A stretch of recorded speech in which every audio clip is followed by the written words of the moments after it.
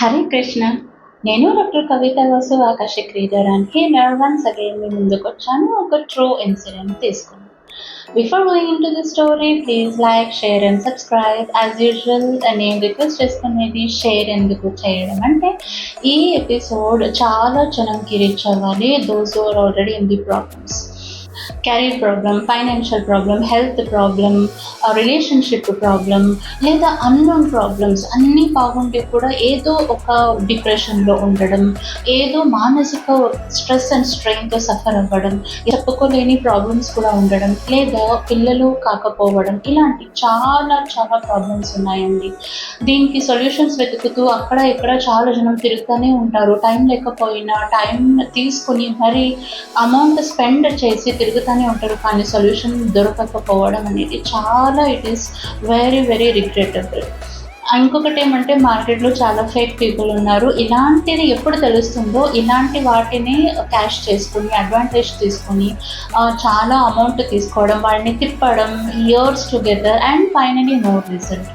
కానీ Akashic modality అనే ఒక బ్యూటిఫుల్ మొడాలిటీ ఉందండి. ఎక్కడ మీకు తెలియని రూట్ కాజెస్ అంటే మనకు అస్ట్రాలజీలో కానీ వేరే మొడాలిటీస్లో కానీ తెలియని రూట్ కాజెస్ ఇక్కడ తెలుస్తుందండి. ఎప్పుడు చూడండి, రూట్ కాజ్ డిసీజ్కి తెలిసిందనుకోండి, దానికి ట్రీట్మెంట్ చాలా ఈజీ అయిపోతుందండి. సో ఇక్కడ కూడా అంతే, తెలియని అన్నోన్ రీజన్స్ ఎప్పుడు బయటకు వస్తాయో ఈ ఆకాశిక్ మొడాలిటీ ద్వారా దానికి సొల్యూషన్స్ కూడా దొరుకుతాయండి. So it's very very beautiful and very strong modality. కానీ ఒక డిస్క్లైమర్ ఉందండి, ఒక 10% కేసెస్ మాత్రం సాల్వ్ అవ్వదండి. ఎందుకంటే కార్మిక్ ఎఫెక్ట్, దాని రూట్ కాజెస్ ఎంత స్ట్రాంగ్ ఉంటుంది అంటే దానికి ఇంకా టైం వచ్చిండదు. దానికోసం they have to still work a lot. అలాంటి కేసెస్ కూడా ఉంటాయండి. So please like, share and subscribe this channel so that ఇది చాలా అలాంటి వాళ్ళ దగ్గరికి రీచ్ అయితే, and if I could become their helping hand by God's grace, I feel very lucky. Story, నా క్లయింట్ ఒక అమ్మాయిది. ముగ్గురు అక్క చెల్లెళ్ళు అండ్ 2 బ్రదర్స్. వాళ్ళ ఫాదర్ ఒక ఫార్మర్, మదర్ వచ్చేసి హౌస్ మేట్. సో వాళ్ళు చెప్తున్నారు, వాళ్ళు అంతగా ఏమి అంటే ఎడ్యుకేషన్ పరంగా కూడా అందరూ అంటే 5 members, 3 sisters and 2 brothersకి కూడా ఎక్కడ ఎడ్యుకేషన్ అనేది హయ్యర్ లెవెల్కి వెళ్ళకపోయాము with one or the other reason. అంటే ఏమి అంటే, ఒకరికి ఇంట్రెస్ట్ లేదు, ఇంకొకరికి హెల్త్ ప్రాబ్లం అయ్యింది, ఇంకొకరికి ఫైనాన్షియల్ ప్రాబ్లం అయ్యింది. అంటే సే ఫర్ ఎగ్జాంపుల్, ఇప్పుడు ఒకరు 10th చదవాలనుకుంటే ఆల్ ఆఫ్ ఎ సడన్ వాళ్ళ డాడీకి పంట పండలేదు, నాకు అమౌంట్ లేదు, ఇంతమందికి ఫీజు కట్టలేను అని. సో ఏమైపోయింది, అక్కడ 10th స్టాండర్డ్కి వెళ్ళే వాళ్ళకి డిస్కంటిన్యూ అయిపోయి, నెక్స్ట్ ఇయర్ వాళ్ళకి ఓకే యూ కెన్ కంటిన్యూ, ఇప్పుడు మనకు కొంచెం అమౌంట్ ఉంది అంటే వాళ్ళకి ఆల్రెడీ మనకు తెలుసు కదండి, ఒక్కసారి అలా అయిపోయిందంటే మెంటలీ కొంతమంది they can't carry it out. So వాళ్ళు ఓకే నాకు వద్దు, నేను ఫార్మింగే చేసుకుంటానని అలా.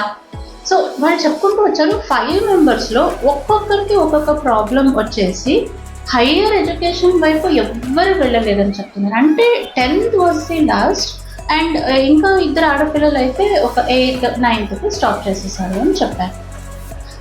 Coming to their father's financial condition, వాళ్ళకి ఫార్మింగ్ ల్యాండ్స్ ఉన్నా కూడా వాళ్ళు చెప్పుకుంటూ వచ్చారు, ఏదో ఒక రీజన్ వల్ల వాళ్ళ daddy couldn't do farming properly.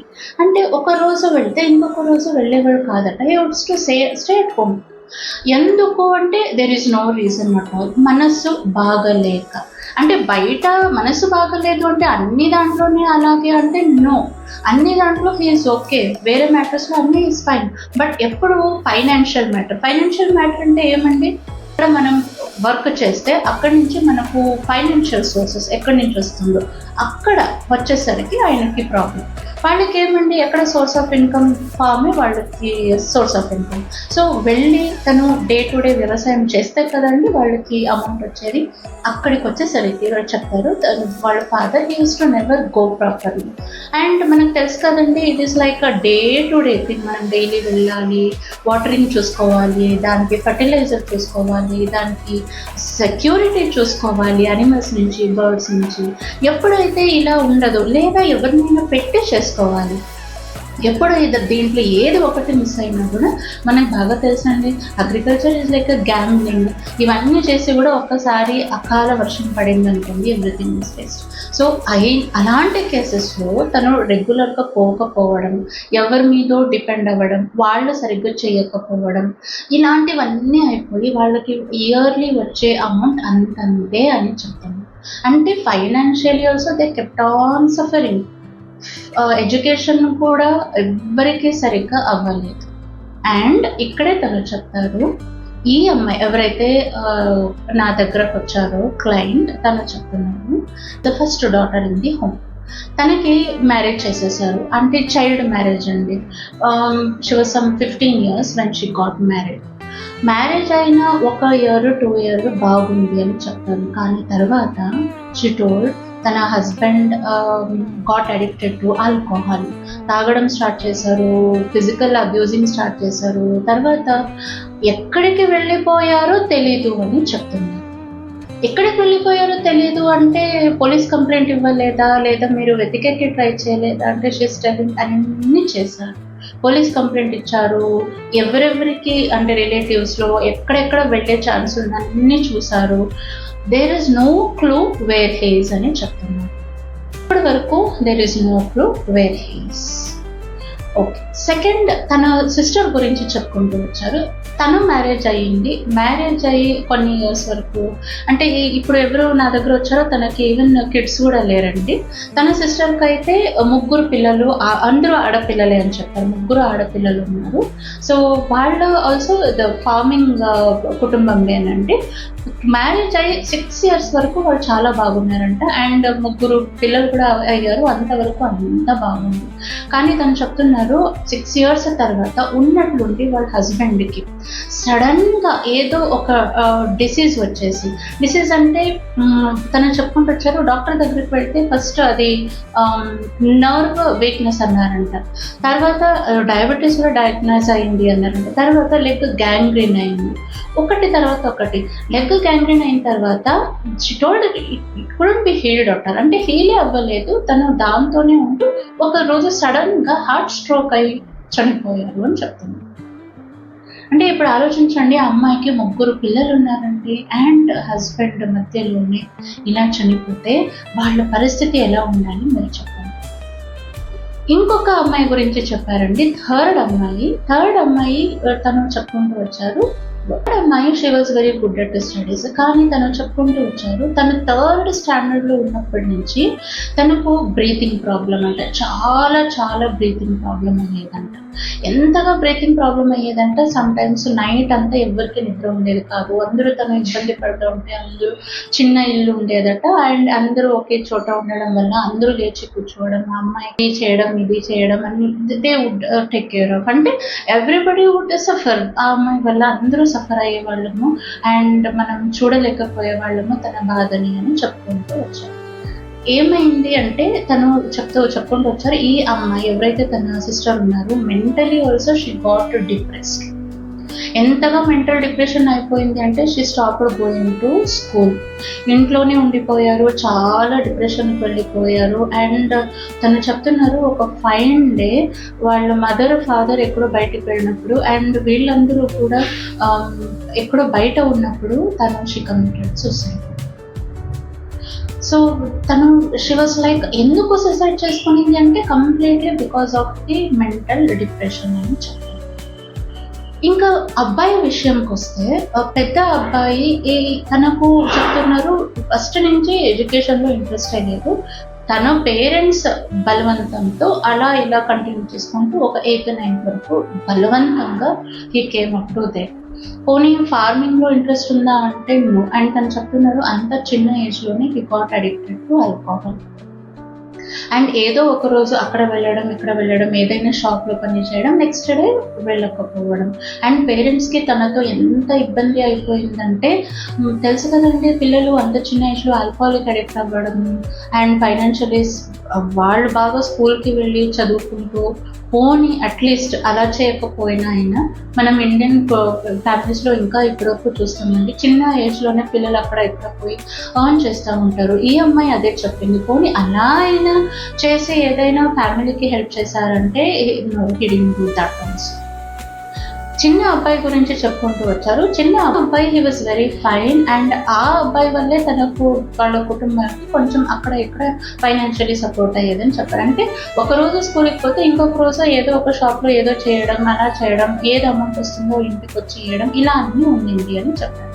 కానీ తను చెప్తున్నారు, ఒక 5 డే ఆ అబ్బాయి ఆటో యాక్సిడెంట్లో చనిపోయాడు అని చెప్తున్నారు. అంటే ఎంత దారుణం చూడండి. ఒక ఫ్యామిలీలో ఫాదర్ సరిగ్గా లేకపోవడం, ఫైనాన్షియలీ సఫర్ అవ్వడం, అందరికీ ఎడ్యుకేషన్లో సఫర్ అవ్వడం, ఇద్దరు ఆడపిల్లలకి లైఫ్ సరిగ్గా లేకపోవడం, అండ్ ఇద్దరు చనిపోవడం, ఉండే ఒక అబ్బాయి సెటిల్ అవ్వకపోవడం. అంటే మీరు ఒక్కసారి ఆలోచించండి, ప్రతి ఒక్క రోజు లైఫ్ వాళ్ళది ఎలా గడుస్తుందండి మీరు ఒక్కసారి ఆలోచించండి. అండ్ వాళ్ళ పేరెంట్స్, ఇమాజిన్ వాళ్ళ మదర్ కానీ ఫాదర్ కానీ దీని గురించి ఆలోచించినప్పుడు అట్లీస్ట్ వాళ్ళకి నిద్ర అయినా వస్తుందా అండి? అండ్ ఇది ఎంత భయంకరమైన పొజిషన్ అని ఈ అమ్మాయి ఎవరు నా దగ్గరకు వచ్చారో చెప్తారంటే, తను ఎటు వెళ్తా ఉంది మా ఫ్యామిలీ, తన సిస్టర్ తన ఫ్యూచర్ ఎలా, అండ్ ఈ అమ్మాయి ఇప్పటికైతే తన అత్త వాళ్ళ ఇంట్లోనే ఉంది, కానీ వాట్ అబౌట్ ద ఫ్యూచర్లో తన పరిస్థితి ఏమి, అదే తన క్వశ్చన్.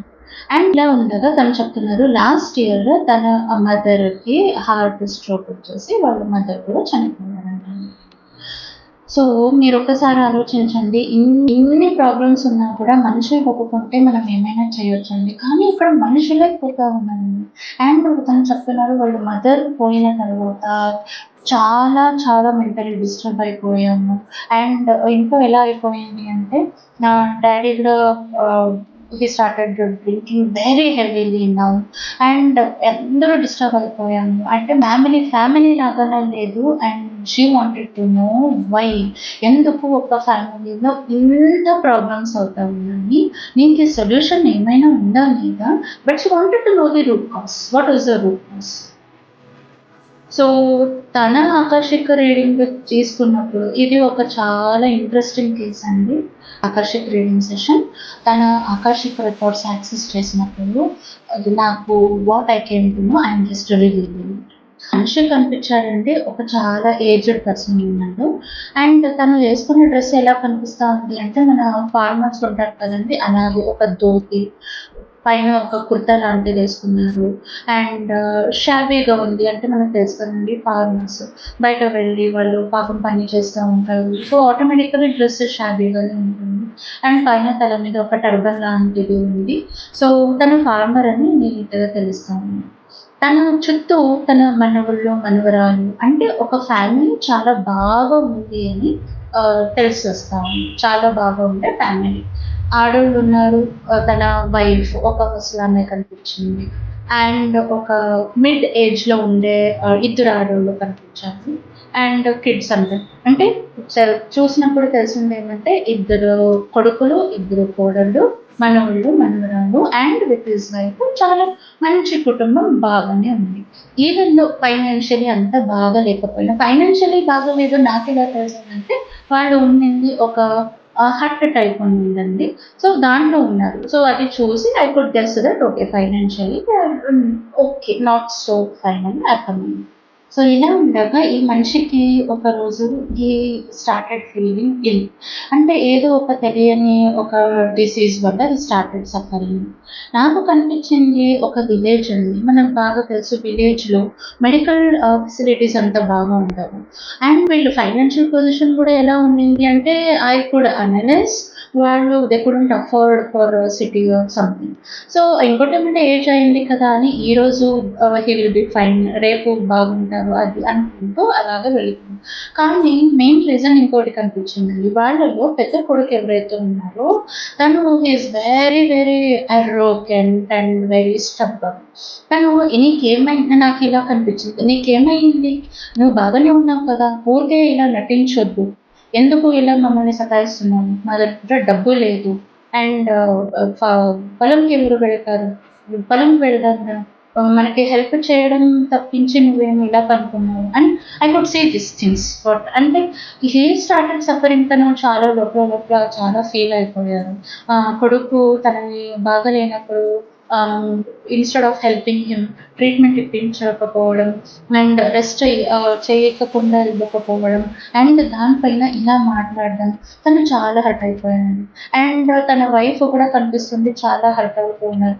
నాకు కనిపించింది ఏమంటే వాళ్ళు చాలా సార్లు అడిగారు ఇద్దరు పిల్లల్ని, బయట ఎక్కడైనా సిటీకి వెళ్దాము, ఎవరితో అయినా అమౌంట్ తీసుకోండి, బయటకు వెళ్ళి we will get some treatment అన్నట్టు. ఇక్కడ ఇంకొక ఏమంటే చిన్న అబ్బాయి అయితే ఎవరైతే ఉన్నారో అన్న వేసిన గీత దాటకుండా ఉండే క్యారెక్టర్ అండి. అంటే అన్న ఏమంటే ఫినిష్ అది, దట్ ఈస్ ఫైనల్ ఇంకా. సో అంత పెద్ద అబ్బాయి మీదే డిపెండెంట్. మొత్తం టోటల్ ఫ్యామిలీ అలా కనిపిస్తుంది. అంటే తను అంత అరోగెంట్ అండ్ స్ట్రాంగ్ అండ్ స్టబ్బర్న్‌గా ఉన్నాడు. సో ఇప్పుడు ఈయన డే బై డే నాకు తెలిసి ఒక 15 డేస్ అయిందండి. డే టు డే ఈ started getting very weak and weak and weak and weak. Weak అయిపోతున్నాను. అండ్ ఫైనల్లీ ఎలా కనిపించింది అంటే ఆయన బెడ్ రిడెన్ అయిపోయారు. ఈ బెడ్ రిడెన్ అయిన తర్వాత అయితే ఈ ఎవరు కొడుకున్నారు తన ప్రవర్తన ఇంకా చాలా బ్యాడ్ అయిపోయిందండి. అంటే ఐ కుడ్ సీ దట్ వాళ్ళ మదర్ కొంచెం గట్టిగా మాట్లాడినందుకు ఈ తన మీద చెయ్యి ఎత్తేసింది. అండ్ మదర్ ఎంత ఫీల్ అయిపోయారు అంటే షీ స్టాప్డ్ ఈటింగ్ అండ్ ఎంత ఫీల్ అయింది చాలా బాగా తెలిసింది. ఈ మనిషి ఇవన్నీ ఎవరున్నారు పెద్దతను ఇవన్నీ చూసి చాలా చాలా బాధపడి అండ్ ఇది ఒక రోజు 2 రోజు కాదండి. నాకు తెలిసి ఓవర్ మంత్స్ ఒక 1 మంత్, 2 మంత్ ఇలాగే సఫర్ అయ్యారు. అండ్ కొడుకు పట్టించుకోలేదు. ఉన్న దాంట్లోనే ఇంట్లో ఏం చేస్తున్నారో అదే పెడుతున్నారు. ఇతని పరిస్థితి ఎలా అయిపోయిందంటే లాస్ట్‌కి తను ఫుడ్ కూడా తినుకోకుండా అయిపోయాడండి. నార్మల్లీ ఇప్పుడు మనిషికి బాగలేనప్పుడు ఫుడ్ ఎక్కడ తినేంత డైజెషన్ అవ్వే కెపాసిటీ కూడా ఉంటది కదండీ! తను he couldn't eat and could not eat అంటే డెఫినెట్‌లీ ద నైట్రేటివ్ నెక్స్ట్ యాక్షన్ ఏముంటుందండి? వీక్ అయిపోతారు. సో, ఇలా అవుతూ మోస్ట్ ప్రాబబ్లీ ఒక 2 మంత్స్ అయిన తర్వాత ఆయన ఒకరోజు నిద్రలోనే ఈ ఎక్స్‌పైర్డ్. మరి కానీ చూడండి చనిపోయే ముందు ఆ మనిషి నేను చెప్పినంత ఈజీ కాదండి. బెడ్ రిడెన్ అయ్యి ఎక్స్‌పైర్ అయిపోయారు, బాధపడరు. నేను 2 సెంటెన్సెస్‌లో చెప్పాను. కానీ మీరు ఒక్కసారి తన పరిస్థితిలో ఇమాజిన్ చేసుకోండి. సొంత కన్న కొడుకు ఎవరిని అంత కష్టపడి పోషించి అంతవరకు తెచ్చారు.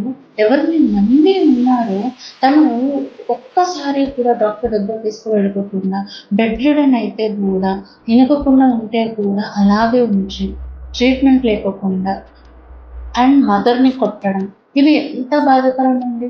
సెన్సిటివ్ పీపుల్ అయితే ఇంతే చాలండి వాళ్ళు చనిపోవడానికి. దీన్నే మనసులో పెట్టుకొని దే విల్ టేక్ పిక్స్. ఇక్కడ కూడా అదే అయిందండి. తనకు 50% తన ఇల్‌నెస్ అయితే దానికన్నా ఎక్కువ తనకు ఈ డిప్రెషన్ అయిపోయింది. కళ్ళు ముందరే చూడటం అండ్ రోజు రోజుకి వాడి ప్రవర్తన కూడా తెలుస్తుంది కదండీ మనకు. ఆ ప్రవర్తన అనేది ఒక సొంత పిల్లలే ప్రవర్తన అలా ఉంటే పేరెంట్స్ కెనాట్ డైజెస్ట్ అండి. అది చాలా పెద్ద శాపం అయిపోతుంది. ఇక్కడ కూడా అదే. అంటే తను చనిపోయే కన్నా ముందు లైవ్ నరకమే చూసేసారు ఇంట్లో. ఎందుకు ఇలాంటి పిల్లలు? ఎందుకు నాకు ఇలాంటి పరిస్థితి? అని ఆలోచిస్తూ నరకం చూస్తూ ఎప్పుడు మనిషికి ఇలాంటి పరిస్థితి వస్తుందండి, వాళ్ళ ఉసిరే వాళ్ళ ఊపిరే శాపం అయిపోతుందండి. This is true. ఈ కేస్‌లో గూడా అలాగే అయింది. అంటే ఒక భారంగా వాళ్ళు ఊపిరి తీసుకుంటూ నేనింకా బతికున్నాను, ఎందుకు బతికున్నాను, ఇలాంటివి చూసుకుంటూ అని ఆ ఊపిరే ఎవరైతే దీనికి కారణమయ్యారో వాళ్ళకి శాపం అయిపోతుందండి. దీన్నే మనం పితృదోషం అని అంటాం. Ancestral curse. ఇక్కడ గూడా అదే జరిగినది. సో, ఇప్పుడు ఎవరు వీళ్ళ ఫాదర్ ఎంత సఫర్ అయ్యి, ప్రతి క్షణం బాధపడుతూ తన ఇంత బాధపడ్డారు. తను ఖర్చు గూడా చేసుండొచ్చు కదండీ! అదే అయ్యింది ఇక్కడ గూడా. తను అదే అన్నారు. "నువ్వు నీ కుటుంబం సర్వనాశనం అయిపోతారు." I could see this very, very clearly. సర్వనాశనం అంటే మనకు చూడండి ఏదో ఒక యాక్సిడెంట్ అయ్యి, ఇన్సిడెంట్ అయ్యి అందరూ వెళ్ళిపోతే ఎవరికి కొన్ని రోజుల వరకు అందరూ ఏడుస్తారండి ఫైన్, కానీ బతుకుండి ఒక్కొక్కరికి లైఫ్లో ఒక్కొక్క డైరెక్షన్లో ప్రాబ్లం అయితే మీరు ఇమాజిన్ చేసుకోండి, అంతకన్నా పెద్ద నరకం ఎక్కడ ఉంటుందండి. వీళ్ళ కేసులో అదే అయింది. ఈ పెద్ద ఆయన ఎంత కష్టపడి ప్రతి ఒక్క ఊపిరి వీళ్ళకి శాపం అయిపోయి, నువ్వు నీ కుటుంబం సర్వనాశనం అయిపోతారని శాపం ఇచ్చేసి చనిపోయినందు and he left his body. ఈ అమ్మాయి ఎవరైతే నా దగ్గరకు వచ్చిందో వీళ్ళ ఫాదరేనండి పెద్ద అయిన కొడుకు.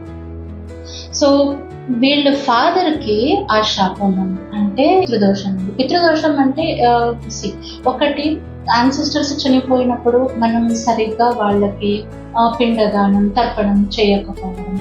ఇంకొక కేసు ఏంటంటే యాన్సిస్టర్స్ని బాగా చూసుకోకపోవడం, వాళ్ళని చాలా బాధ పెట్టించడం, వాళ్ళతో మనకు కర్సు రావడం. ఇది చాలా పెద్దదండి. మీకు ఒకవేళ తర్పణం చేయాలి అంటే టెంపుల్కి వెళ్తాము, అక్కడ పిండదానం చేసేస్తాము, పూజ చేయిస్తాము, వస్తాము. కానీ వాళ్ళ నుంచి వాళ్ళు చాలా బాధపడి మీకు కర్సు ఇచ్చింటే, శాపం ఇచ్చింటే మీరు ఎక్కడికి పరిగెత్తుతారండి? ఏం చేస్తే మీరు వాళ్ళ శాపాన్ని విరుగుడ చేయగలరు? ఇది చాలా పెద్ద పితృదోషం అండి. అప్పుడు అసలు ప్రాబ్లమ్ స్టార్ట్ అవుతుంది. వీళ్ళ కేసులో కూడా అదే అయింది. ఇప్పుడు ఎవరు ఈ అమ్మాయిలో ఫాదర్ ఉన్నారో తనే ఆ పెద్ద ఆయన కొడుకు అన్నమాట. ఎవరు పెద్ద ఆయన చనిపోయారో తన పెద్ద కొడుకే ఒక 2-3 పాస్ట్ లైఫ్ టైమ్స్ తర్వాతది ఈ జన్మలో వీళ్ళ పిల్లల స్టోరీ నేను చెప్తాను. అంటే మీరు నాకు ఇక్కడ ఒక క్వశ్చన్ అడగవచ్చు. అంటే ఇది చాలా సార్లు నేను ఆల్రెడీ చాలా వీడియోస్లో డిస్కస్ చేశాను. అప్పుడు జరిగింది ఇమ్మీడియట్ ఆ లైఫ్ టైంలో ఎందుకు జరగలేదు, లేదా నెక్స్ట్ లైఫ్ టైంలోనే ఎందుకు జరగలేదు? మీరు 2-3 లైఫ్ టైమ్స్ తర్వాత ఇది అయ్యింది అని అంటున్నాను అని చాలా సార్లు నన్ను చాలా జనం క్వశ్చన్ అడిగారు. నేను ఇంకొకటి చెప్తానండి, ప్రతి జన్మలో మనం ఏం చేస్తామో దాన్ని యాక్షన్ అంటాము, కర్మ. దానికి ఈక్వల్ అండ్ అపోజిట్ రియాక్షన్ ఉంటుంది. We call it as karmic effect. ఇది చాలా ట్రూ. మీరు మంచి చేస్తే మంచిది, చెడు చేస్తే చెడ్డ. ఇప్పుడు మీరు మంచి చేశారనుకోండి, యూ బికమ్ వెరీ స్ట్రాంగ్. మీ ఔరా కూడా చాలా స్ట్రాంగ్ అయిపోతుంది. ఎంత స్ట్రాంగ్ అంటే మీకు ఎలాంటి నెగటివ్ ఎనర్జీస్ ఎఫెక్ట్ చేయదు, ఎలాంటి ప్రాబ్లమ్స్ రాదు, విల్ బి పర్ఫెక్ట్లీ ఫైన్. కానీ on the other hand negativity చేసుకుంటూ వెళ్ళారనుకోండి, అది ఎప్పుడో ఒకసారి మీకు నెగటివ్ కార్మిక్ రియాక్షన్గా డెఫినెట్లీ మీకు ఎఫెక్ట్ అవుతుంది. కమింగ్ టు ది క్వశ్చన్, తనకి ఎందుకు ఆ లైఫ్లో ఏమవ్వలేదంటే, చూడండి, ఇప్పుడు బ్యాంక్లో మీకు ఫర్ ఎగ్జాంపుల్ 1 crore రూపీ ఉంది. 1 crore రూపీ ఉన్నంత వరకు యూఆర్ వెరీ హ్యాపీ. ఆ 1 crore రూపీ ఉంది అని మీరు డైలీ ఖర్చు చేసుకుంటూ పోతే ఒక fine day it will become 0. ఇది కూడా అలాగే అండి. మీ ఖాతాలో మీ పుణ్యం ఉండేంత వరకు యూఆర్ వెరీ హ్యాపీ, మీరు బాగా ఎంజాయ్ చేస్తూ ఉంటారు. And fine day 1 crore rupee 0 అయిపోయింది కదండి, అంటే మీ పుణ్యం 0 అయిపోయింది కదా, అప్పుడు మీరు రోడ్డుకి వచ్చేస్తారు. 1 crore రూపీ 0 అయిపోయిన తర్వాత నెక్స్ట్ వాట్ అండి, మీ చేతిలో ఏం లేదు, literally you're on the roads. ఇది కూడా అంతే, మీ పుణ్యం అంతా 0 అయిపోయిన తర్వాత literally you're on the roads. అంటే అర్థం ఏమి, అప్పుడు స్టార్ట్ అవుతుందండి ఆకలి ఏమి, నీళ్ళు లేకపోవడం అంటే ఏమి, ఫైనాన్షియల్ ప్రాబ్లం అంటే ఏమి, హెల్త్ ప్రాబ్లం అంటే అన్నీ అప్పుడు తెలిసొస్తుంది. సేమ్ అలాగే అండి, మనం చేసిన పుణ్యం ఏమైతే ఉంటుందో మన ఖాతాలో అది ఉన్నంత వరకు ఏ కార్మిక్ ఎఫెక్ట్ పిక్చర్లోకి రాదు. మనం చేసిన పుణ్యం 0 అయిన తర్వాత మనం ఏమేమి చేసి ఉంటామో అన్ని పాస్ట్ కర్మస్ నెగటివ్ థింగ్స్ చేసి ఉంటాం కదా, అప్పుడు స్టార్ట్ కమింగ్ ఉంటుంది పిక్చర్. ఇక్కడ కూడా ఆధారం. ఆ జన్మలో తనకు ఎందుకు ఎఫెక్ట్ రాలేదంటే తను చేసిన పుణ్యం చాలా స్ట్రాంగ్ ఉంది. నెక్స్ట్ 2 జన్మస్లో ఎందుకు ఎఫెక్ట్ కాలేదంటే చేసిన పుణ్యం చాలా స్ట్రాంగ్ ఉంది. ఇప్పుడు ఎందుకు ఎఫెక్ట్లో వచ్చింది అంటే చేసిన పుణ్యం 0 అయిపోయింది. చూడండి, మన బ్యాంక్లో 1 crore రూపీ ఉంది అని ఎవరు ఊరికే కూర్చోరండి, దానికి అడిషన్ డిపాజిట్ చేస్తూనే ఉంటారు. అలాగే మనం డే టు డే లైఫ్లో ఏదో ఒక చేస్తూ మంచి పని చేస్తూ పుణ్య సాధన చేస్తూ యాడ్ చేసుకుంటూ పోవాలండి. అంతేగాని దాన్ని 0 అవ్వనివ్వకూడదు. సో ఇక్కడ కూడా అదే అయిందండి. ఒక 2-3 లైఫ్ టైమ్స్ వరకు తనకు అంత బాగానే ఉంది. కానీ ఇప్పుడు తన పుణ్యం జీరో అయిపోయినప్పుడు అన్ని థింగ్స్ స్టార్టెడ్ గెటింగ్ అఫెక్టెడ్. ఇంట్లో తను ఈజ్ నాట్ ఫైన్, తన వైఫ్ వెళ్ళిపోయారు, ఆడపిల్లలు, ఒక ఆడపిల్ల వెళ్ళిపోయింది, 2 ఆడపిల్లలు, ఎవరూ బాగాలేరు. ఉన్న ఒక 2 మగపిల్లలు, ఒక అబ్బాయి కూడా చనిపోయారు, ఇంకొక అబ్బాయి సెటిల్ అవ్వలేకపోయారు. ఇప్పుడు తను బతికుంటే కూడా తన కళ్ళ ముందు నరకం చూస్తున్నారు. ఎవరిని చూడాలి? చనిపోయే వాళ్ళ కోసం తను బాధపడాలా? ఉండే వాళ్ళ కోసం ప్రతిరోజు నరకం అనుభవించాలా? ఫైనాన్షియలీ తనే బాగాలేదు, తను ఎవరిని సపోర్ట్ చేయాలి? వాళ్ళకు మనవరు పిల్లలు ఉన్నారు కదండి, వాళ్ళ పరిస్థితి ఏమి, వాళ్ళ భవిష్యత్తు. సో ఇక్కడ క్లియర్గా కనిపించింది ఏం తెలుసా అంటే పితృదోషం. ఇది ఎలా వెంటాడుతుంది అంటే అండి, ఒక ఫ్యామిలీ వంశం నాశనం అయిపోతాయండి. ఇంతే కాదండి, ఇక్కడితో వాళ్ళు దాన్ని సాల్వ్ చేసుకోవాలి, దానికి రెమెడీ వెతకాలి. ఇక్కడితో దాన్ని ఆపకపోతే ఇది అలాగే కంటిన్యూ అవుతూనే ఉంటుంది, డెఫినెట్లీ కంటిన్యూ అవుతూ ఉంటుంది. వీళ్ళ ఫాదర్ ఎవరు ఉన్నారు, తన లీనేజ్ ఎక్కడి వరకు ఉంటుందో అది డెఫినెట్లీ కంటిన్యూ అవుతూ వస్తూనే ఉంటుంది. సొల్యూషన్ ఏమొచ్చిందంటే అండి, ఎవ్రీ డే వాళ్ళ ఫాదర్ ఫస్ట్ థింగ్ ఈస్ తను వెళ్ళాలి, పిండదానం చేయాలి, తర్పణ చేయాలి, పూజ చేయాలి. సెకండ్ థింగ్ ఈజ్, అంటే ఇది ఒక్కసారితో కాదండి, it should be recurring action. ప్రతి అమావాస్యకి చేయాలి, ఇలా చేసుకుంటూ రావాలి. అండ్ ఇంకొకటి ఏంటంటే, తను ఎవ్రీ డే ఎవరైతే తన ఫాదర్కి ఇంత అన్యాయం చేశారో తనకి he should say sorry, forgive me. అవునండి, ఇది చాలా బాగా వర్క్ అవుతుంది. ఒక మనిషి ఇంకొక మనిషి ఎప్పుడైతే హర్ట్ అయి ఉంటారో తన వల్ల, తన దగ్గర వెళ్ళి నీల్ డౌన్ చేసి I'm sorry, please forgive me, నా వల్ల తప్పైంది అన్నప్పుడు అవతల ఉన్న మనిషి ఒక్కసారికి కరగకపోయినా ఒక 4-5 టైమ్స్ చెప్పిన తర్వాత కరిగిపోతారు కదండి. ఫస్ట్ టైం ఓకే అన్నారు, సెకండ్ టైం అరే అడుగుతున్నాడు కదా, థర్డ్ టైం ఇంకొంచెం కరిగిపోతారండి. ఇక్కడ కూడా అదే జరుగుతుందండి. మనుషులకి కాదు, సోల్ లెవెల్లో కూడా ఈ అపాలజీ అడగడం అండ్ వాళ్ళకి రెస్పెక్ట్ చూపించడం, వాళ్ళ వైపు మన లవ్ని ఎక్స్ప్రెస్ చేయడం చాలా బాగా వర్కౌట్ అవుతుందండి. ఈ శాపం అనేది అప్పుడు విరుగుడ అవుతుంది. ఎప్పుడు ఆ సోల్, యాంగ్రీ సోల్ వల్ల మనకు ఈ కర్స్ అనేది వచ్చిందో, ఆ సోల్ శాంతించినప్పుడు, వాళ్ళు దాన్ని మర్చిపోయి తన జర్నీలో ముందుకు వెళ్ళినప్పుడు ఇది అంత సాల్వ్ అయిపోతుంది. సో ఇక్కడ కూడా తనకి వచ్చిన సొల్యూషన్ అనేది ఎవ్రీడే సిట్టింగ్ మెడిటేషన్, ఒక 15 minutes తన ఎవరైతే ఫాదర్ ఉన్నారో ప్రీవియస్ జన్మలో తనకి సారీ, ఫర్గివ్ మీ అని హోల్ హార్టెడ్లీ కన్వే చేయాలి. తన వైపు తన రెస్పెక్ట్ కన్వే చేయాలి, తన లవ్ కన్వే చేయాలి. ఇది రోజు చూసుకుంటూ వెళ్తే ఒక్కడే 2 daysలో అయ్యేది కాదండి. ఎందుకంటే ఇది ఇంత హర్ట్ అయి ఉంటారు మనుషులు. ఇది ఓవర్ అంటే దాదాపు ఒక 6-7 months తర్వాత స్లోలీ వాళ్ళకి they may see the result. ఎలా అంటే ఫైనాన్షియలీ దే మే గ్రో. అంటే ఆడపిల్లలు 2 ఉన్నారు కదండి, వీళ్ళకి ఫస్ట్ ఆమెకైతే భర్త ఎక్కడ వెళ్ళిపోయారో తెలియదండి.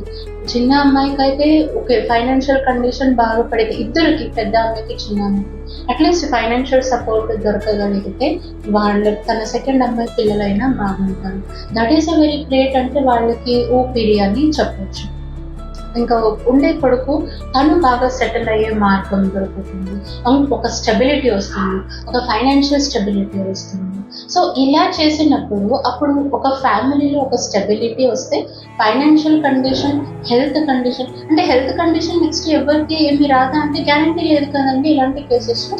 సో తను ఎప్పుడు ఇలా చేసుకుంటూ వెళ్తారో ఫైనాన్షియలీ స్టేబుల్ అయిపోయి, హెల్త్ కూడా స్టేబుల్ అయిపోయి, నెక్స్ట్ అయ్యే ఏమి ప్రాబ్లమ్స్ ఉన్నాయో అవన్నీ స్టాప్ అయిపోతే, ఇక్కడికి ఆగితే ప్రాబబ్లీ వాళ్ళ ఫ్యూచర్ జనరేషన్ బాగుంటుందండి. సో ఈ స్టోరీ మనకు ఒక బ్యూటిఫుల్ స్టోరీ అంటే ఒక ఎంత మంచి మోరల్ ఇస్తుంది అంటే we should be very careful with పితృదోష.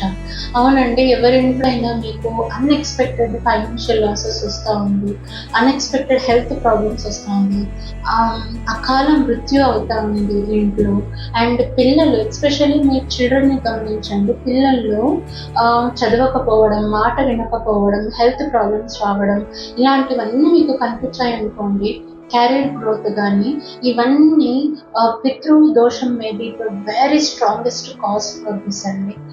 నేను మీకు రిక్వెస్ట్ చేసేది ఏమంటే, అన్నీ మనం సఫర్ అవుతూ ఉంటాము, కానీ ఇక్కడ ఇంకొకటి గమనించండి, అన్నీ సఫర్ అవుతూనే ఉంటారు, వాళ్ళకి సొల్యూషన్ దొరకదు. సొల్యూషన్ దొరకకుండా అలానే సఫర్ అయిపోయి చూడండి, మీ ఫ్యామిలీలో కూడా ఎంతమంది చనిపోయారు. సో అంటే దాటిపోయిందండి, ఆల్రెడీ దాటిపోయింది. సో నేను అనేది ఏమంటే, ఫస్ట్లోనే డయాగ్నైజ్ ద థింగ్స్. ఓరే నాకెందుకు ఇలా అయిపోయింది, ఫస్ట్ స్టార్ట్ క్వశ్చనింగ్ దట్. ఆ క్వశ్చన్ వచ్చిందంటే మనం ఆన్సర్ వెతికైతే స్టార్ట్ చేస్తాము. ఆన్సర్ వెతకండి. ఆకర్షక్ మొడాలిటీ అనేది చాలా బ్యూటిఫుల్ ఒక మొడాలిటీ అండి, where you can get in to the root causes. Root causes తెలిస్తే మనం డయాగ్నోస్ చేయవచ్చు. ఎప్పుడు ట్రీట్మెంట్ దొరుకుతుందో డిసీజ్ సప్రెస్ అవుతుంది కదండి. సో నా రిక్వెస్ట్ ఏమంటే, please like, share and subscribe this video to reach to many people who are already suffering. And మీరు కూడా మీ ఇళ్ళల్లో కానీ, మీ ఫ్రెండ్స్ కానీ, ఫ్యామిలీ ఫ్రెండ్స్ కానీ ఎవరికైనా ఇలాంటి ప్రాబ్లం ఉంటే, so please try to find the root cause for such problems and heal. అంతేగాని అలాగే సఫర్ అవ్వకండి. మనకు పేషెన్స్ ఉండాలండి, మరి అంత సఫర్ అయ్యేంత పేషెన్స్ కాదు. Try to find the root cause and get it healed. Thank you. Hare Krishna.